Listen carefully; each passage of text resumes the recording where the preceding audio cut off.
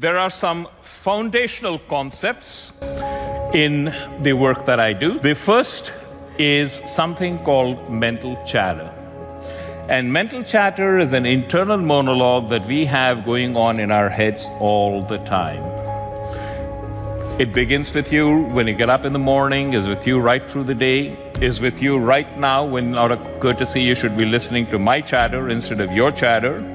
So you lead your life in spite of your mental chatter. You suppress it, you ignore it, you work around it. Sometimes it's so loud that it prevents you from going to sleep. Ignoring mental chatter is a big mistake. And the reason it's a big mistake is we create our reality with our mental chatter. We think we live in the real world. We don't. We live in a real world.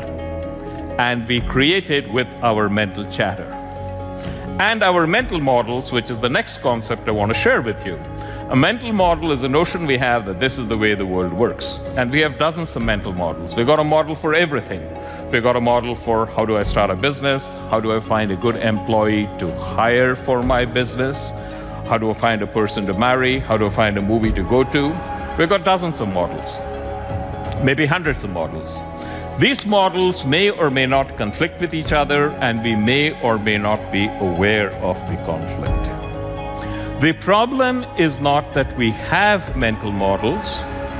The problem is that we are not aware that we have mental models. We think this is the way the world is, but this is not the way the world is. This is our model of this is the way the world is. And the more we believe in our model of this is the way the world is, the more evidence we seem to get that this in fact is the way the world is, and very soon we build a silo around ourselves that's so thick it's almost impossible to break out of. Now all of this seems kind of abstract, so let me see if I can bring it home with a situation. And what I like to do is I'm going to describe a situation. I don't want you to listen to me, I want you to actually put yourself in that situation. You're going to an important meeting and you're running late. You're driving. You are stuck in a traffic jam, not a regular run-of-the-mill traffic jam, but the mother of all traffic jams. Going to an important meeting, you're driving, you're running late, you're stuck in a massive traffic jam.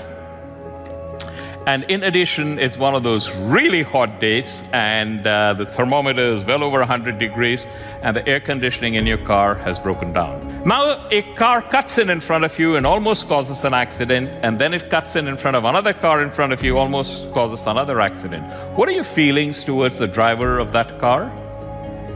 It would be fair to say that loving kindness is not it, correct? Now I'm going to share some information with you. The driver of this car that cut you off so rudely and almost caused an accident, he's received some terrible news. His son was involved in a serious accident, and he's desperately trying to get to the hospital, and he has no knowledge of whether or not he's ever going to see his son alive again. So what happens to your anger when I share that information with you? Does it palpably dissipate? Now, you don't really know whether the guy who cut you off was an inconsiderate jerk or a distraught father, right? You had the choice of determining which is the emotional domain you are going to occupy. One, you had a choice, and two, you exercised that choice. And the reason this is important is that you face such a juncture in your life dozens of times every day. And in the vast majority of those instances, you choose to occupy a domain that leaves you depressed, angry, frustrated, rejected, and you never recognize that this is something that you chose. And the reason that you do that is because of the mental chatter that you entertain and the mental models that you hold.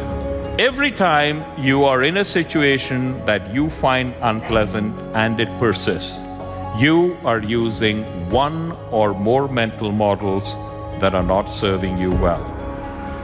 And the moment you make a change in that mental model, poof, that situation will dissolve and disappear just like that.